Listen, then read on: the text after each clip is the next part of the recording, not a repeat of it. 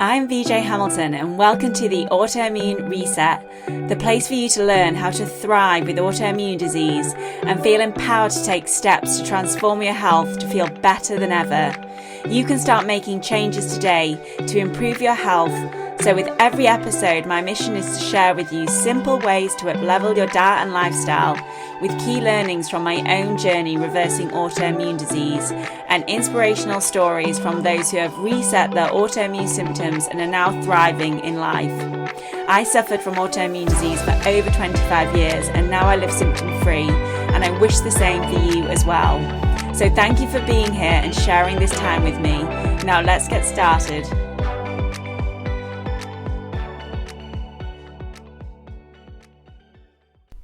Hello and welcome to the Autoimmune Reset podcast. I'm your host, VJ Hamilton. I'm a nutritionist, scientist, and expert in autoimmune disease. And today we're talking about a subject that I'm actually very excited about sharing with you. And it's about the role of methylation in hair loss. You may have heard about methylation, you might not have. But I'm going to be covering everything on today's episode because it might be something that you're missing when it comes to regrowing healthy hair. This can apply whether you have alopecia areata, whether you're experiencing shedding, thinning, because methylation is so vital for growing hair and also keeping your immune system in check. And that's what we're going to be going through today. If you have tried lots of different things and you are still not seeing results, well, this might be the missing piece of the puzzle. As you may know, I experienced hair loss for 25 years and I tried lots of different things. And it was only when I looked at doing functional testing and I tested my genetics and I looked at underlying imbalances like nutrient deficiencies and issues with my gut that I was able to restore bodily functions and systems in my body so that I have been able to regrow hair and not go through the same cycles of alopecia areata that I was going through for 25 years. And I remember just getting to that first year of regrowth and not experiencing any loss. And it was a defining moment really in my recovery because I remembered that point. And then from then I was like, oh, it's now been 2 years and now it's been 3 years. And as with any autoimmune disease, you never know what could happen. Lots of things can happen in our lives that are outside of our control. But the truth is, I feel like understanding how methylation is affecting me means that I adapt my diet and means that I focus on specific nutrients. And I know that I need certain amounts of rest and how I need to use my body by understanding this process. And that's why I'm going to be sharing this with you today. And hopefully it can help you as well. So let's break this down a little further of what actually methylation is, because methylation is a core biochemical process that's happening billions of times every second in your body. The best way to think about it is like a cellular switchboard. It turns genes on and off and supports detoxification. It also helps make neurotransmitters like serotonin and dopamine, and it regulates inflammation and crucially drives the process needed to grow healthy hair. When methylation is running smoothly, your body produces something called SAMe, which is S-adenosyl methionine. And you may have heard of this. I have seen lots of posts about SAMe, and that is because it's your body's master methylation donor. This molecule is involved in tissue regeneration, keratin production, and DNA repair, which are all fundamental when it comes to hair follicle cycling and regrowth. Never forget about the hair growth cycle when you are thinking about hair growth. It's a 3-month cycle. You have the growth phase, you have a phase where the hair detaches from the hair follicle and then it rests in the hair follicle in that telogen phase and it eventually will come out. That is when you experience hair loss. But I always like to re-emphasize this because if you're experiencing hair loss today, the cause of it is probably something that happened to you 2 or 3 months ago. What can happen is when, for example, methylation isn't working well in the body, it can push the hair into that telogen phase rather than the growth phase, the anagen phase. And when that happens, that means that you are going to experience more hair loss. And what we want to do is make sure that we are giving our body the nutrients that it needs to support healthy hair hair growth in that anagen phase as much as possible, because the more it goes into the telogen phase, the more hair loss you're going to experience, and that can lead to thinning and shedding. For SAMe to be produced and for methylation to work, you need a steady supply of certain nutrients, and these are especially nutrients like B12, folate and choline. So let me quickly explain why each of these matters.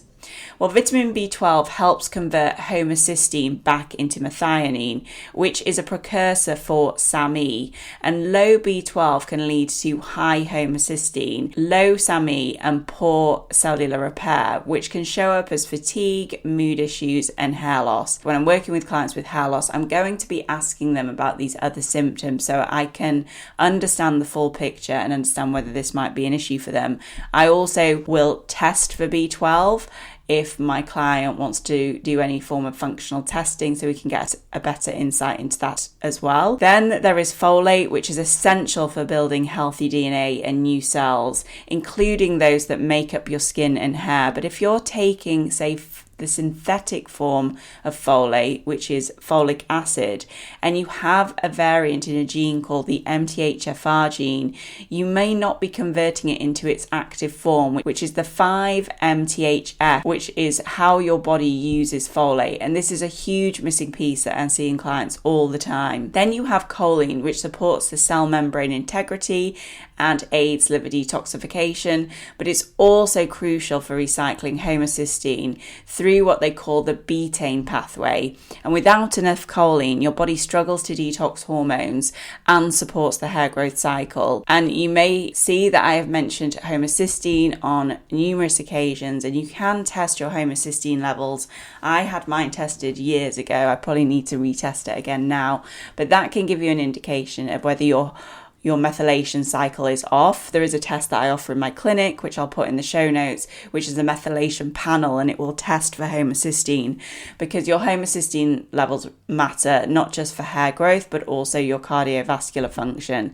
It's a good marker to understand what's going on in your body when it comes to methylation. And then there's glutathione, which is your body's master antioxidant, which also is made via the methylation pathways, and it helps protect your hair follicle from oxidative stress and inflammation, which are both common in autoimmune hair loss. And it's that loss of immune tolerance at the hair follicle, which means that the immune system is able to access the hair follicle, create an inflammatory response. So bringing inflammation down is absolutely vital when it comes to regrowing healthy hair, and glutathione is a major component of that. Now, here's the thing: hair is not essential for survival. It's not a priority when your body is under stress. So when methylation slows down, whether due to genetics, chronic stress, nutrient depletion, or environmental overload, your body starts making choices. And one of the first things to be deprioritized is hair growth. That's why I see so many people with chronic fatigue, burnout, autoimmunity, or sluggish detox pathways that start to notice thinning or those patches appearing. And that was certainly the case for me. I experienced hair loss at 7 years old, but I kept experiencing hair loss in cycles, and I developed chronic fatigue. So I know that this was linked for me especially. And when I started working on the chronic fatigue, rather than focusing on my hair loss, my hair grew back. And it just shows how interconnected all these systems are. So if you feel like you've been doing all the right things and your hair still isn't responding, then this might be the missing piece. So let me take you back a bit to my own story, because I had alopecia areata for over 25 years, on and off in cycles. It started when I was 7 years old, and like so many people, I went through the usual process. I saw a dermatologist. I was given a steroid cream to put on at night. I tried lots of other topical treatments. I went to hair clinics and used their laser therapy, and I did all sorts, to be honest. I just was focused on getting my hair to grow back. And I think that's not a bad thing, to try lots of different things. But the truth is, I needed to work on what was going on inside rather than just focusing on my scalp and on my hair. I'll be honest, at that point, I had started accepting that this was who I am and these were the cycles that I was going through, and that if I was going to get stressed, this was going to happen to me, that my immune system was overactive, that it was linked to my hormones and thyroid. But no one at that point could explain to me why my immune system was doing what it was doing and why the regrowth was so unpredictable, even though I mapped it out.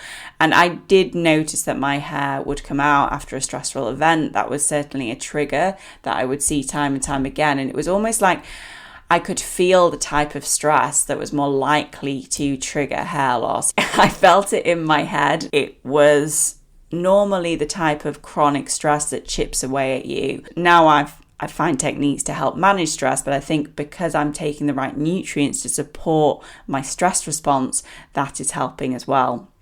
But eventually, after years of going in circles, I started training in nutrition and functional medicine. And that's when I began to work on these underlying imbalances in my body. I did lots of functional testing.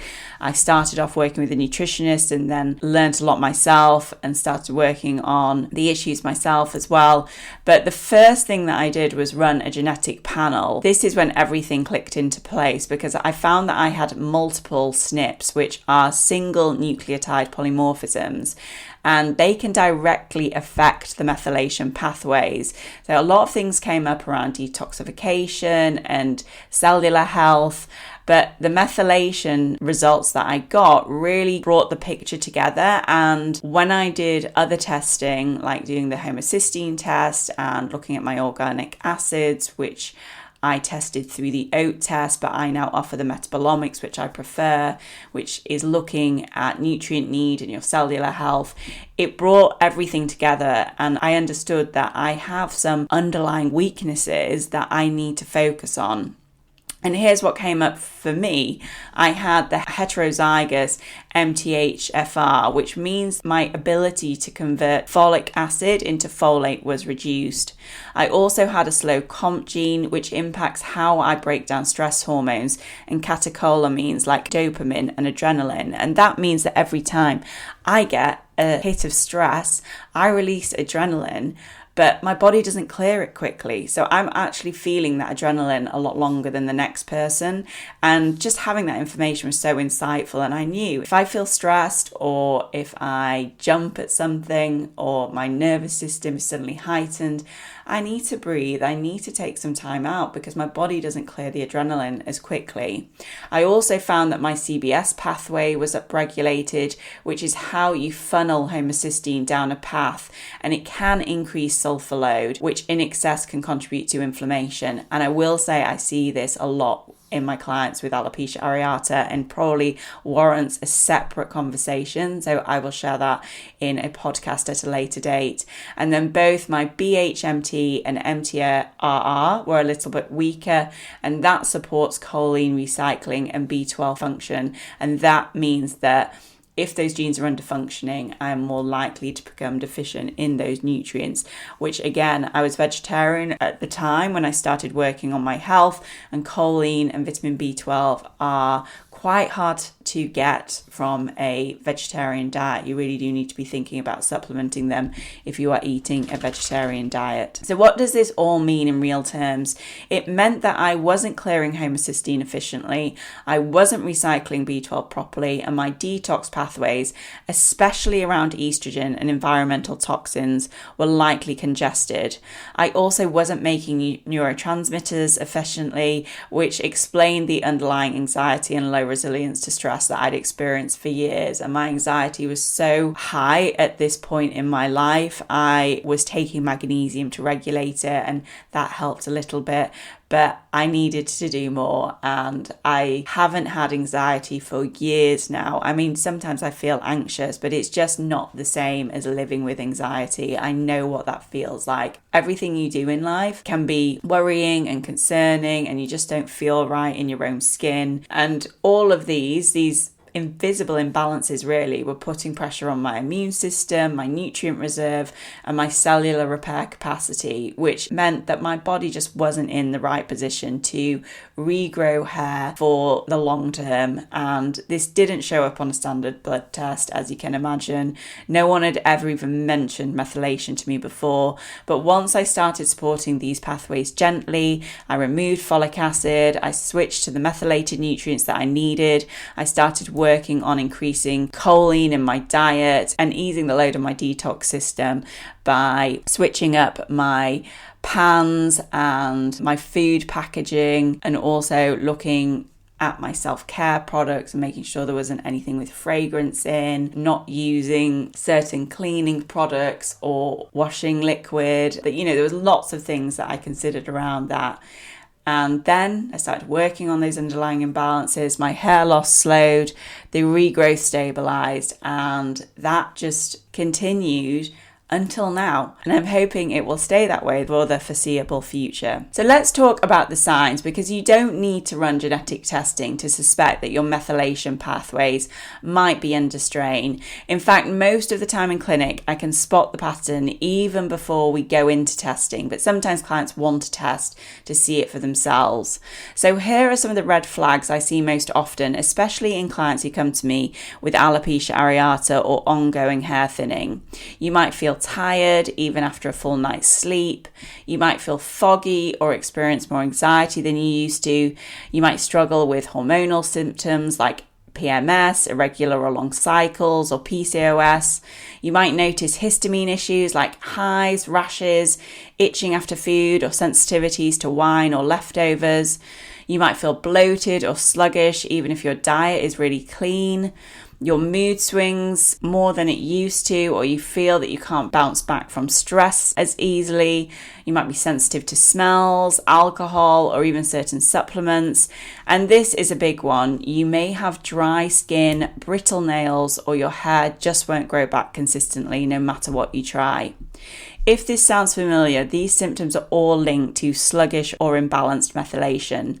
They don't always show up on standard blood tests. Your body is sending you signals that the engine isn't running smoothly. So if you've been confused about what might be causing your alopecia areata and you feel that something's missing from the puzzle, then methylation might be the one thing that no one's talked to you about yet. Now, if you're listening to all of this and thinking that sounds like me, then that is actually good news, because you can go deeper and actually test what's going on under the surface.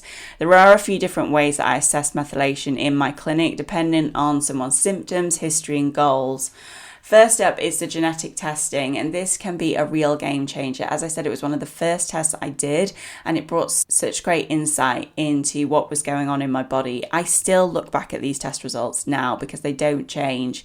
The unfortunate thing is that some of the genetic panels have got better, so I am thinking about retesting some of this just so I can test some of the other genes that they now test for. But the Lifecode Gx test, which I offer in my clinic and I'll put details to in the show notes, will look at the key genetics across methylation and detoxification.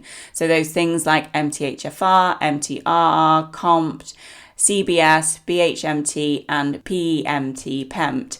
And those are going to give you a lot of insight into whether you have any weaknesses in your methylation from a genetic perspective. PEMT is particularly important if you have sluggish bile flow or issues with gallbladder function, because it influences choline recycling and phospholipid metabolism. So it's one that I really like to test for. So this kind of test can show you whether your body is genetically predisposed to having difficulty with folate conversion, homocysteine clearance, estrogen detoxification, or neurotransmitter imbalance, all of which can influence your energy, mood, hormones, and yes, you guessed it, your hair as well. I also often recommend the Metabolomix test, which I call my cell health test, and it is an advanced organic acids test, and it can give you some real-time insight into how your body is actually functioning. So you're not just looking at the genetic potential, but how it's happening for you right now. And for example, if you have high Fig-Lu on this test, that can indicate a need for folate, and elevated methylmalonic acid tells us about your B12 status as well. And this test also looks at antioxidant reserves, detox capacity, and amino acid metabolism, all of which are essential for methylation and cellular regeneration. And again, I'll put the link to that in the show notes. We can also look at blood markers like homocysteine, which ideally should sit between about 6 to 8 micromoles per litre, and along with the serum B12, folate, and red blood cell magnesium, which I really like as well, and is a cofactor in a lot of these reactions, gives you that insight into what is happening in your body. In my own case, I had slightly raised homocysteine, I had low glutathione markers, meaning my antioxidant defences were struggling, and I had poor choline status, which was affecting both detoxification and cellular repair. And all this painted a very clear picture of sluggish methylation and a body that was trying to heal, but it had some of the missing core tools that it needed to do so. If you're curious about these tests, as I said, I will put some information about them in the show notes, and I offer both the Lifecode Gx methylation panel and Metabolomix test through my clinic, the Autoimmune Nutrition Clinic. And if you'd like to ask me any questions about this, then feel free to go over to my Instagram account, which is at the Autoimmunity Nutritionist, and I can answer any questions over there. So let's talk about how methylation specifically affects your immune system and how it can affect autoimmunity. Because methylation doesn't just impact energy or detox or hormones. It actually plays a central role in immune regulation. And that's where it becomes especially relevant for those of us with autoimmune conditions like Hashimoto's or alopecia areata.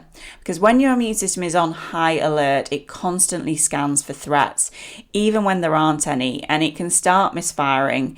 In alopecia areata, as you may be aware, this looks like immune cells targeting your hair follicles, and for example, in Hashimoto's, it's your thyroid tissue. And what methylation does in this context is it helps to regulate something called T cell balance, and that's shifting your immune system away from chronic activation and towards immune tolerance.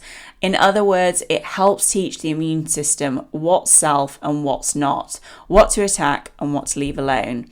And methylation is also crucial for autoantibody modulation, and it helps to reduce the levels of antibodies that can be elevated in autoimmune conditions. And when methylation is sluggish, these antibodies can remain high, and that perpetuates that inflammatory cycle. But that's not all. Methylation supports your ability to clear environmental toxins, excess estrogens, and even heavy metals from the body, which are all known to be triggers for autoimmune flare-ups, and they can directly affect the hair follicle environment through local inflammation. So if you've ever done all the right things, as I said, you've cleaned up your diet, you've gone gluten-free, you're working on your gut health, but you still feel like you have that inflammatory response in your body, or you have done further testing with your doctor and you haven't seen any results yet, then this might be something to look into. One more thing that methylation does is it helps to maintain the integrity of the blood-brain barrier and the intestinal lining. And this is something I'm getting very fascinated about at the moment. It's the link between the barriers in our body and autoimmunity, that those who have an issue with their barrier function are far more likely to develop an autoimmune condition. And that might be the barrier function of the brain, it might be the barrier function of the gut or the gums. But when these barriers become destabilized, it is more likely to trigger that autoimmune response in the body. So if you're dealing with brain fog or food sensitivities or even histamine intolerance, supporting methylation can be a foundational part of rebuilding resilience at those barrier walls. So while it might sound like a niche biochemical process, methylation is actually the cornerstone of immune stability. And when it's supported properly, I've seen hair loss slow down, mood improve, and immune markers start to drop, sometimes surprisingly very quickly, especially if you've not thought about this before. So let's get practical now. If you're wondering what you can actually do to support your methylation and by extension your immune system and supporting regrowth of hair, here's what I did and what I often recommend in clinic. First, I stopped taking folic acid. I checked my multivitamin, and unfortunately it did have folic acid in it. So if you're taking a multivitamin or eating fortified food, check the label, because folic acid is the synthetic version of folate. And if you've got the MTHFR variant, you might not be converting it properly. And this can cause more harm than good, because that folic acid can actually block your receptor sites as well. So even if you have methylfolate, the folate that your body is more likely to be able to use, and your receptor sites of the cells are blocked with folic acid, then you might not even be able to use the methylfolate that you're taking. So I made sure that I wasn't having any folic acid. I also focused on choline intake, and I remember doing a post on choline years ago when I started getting into it.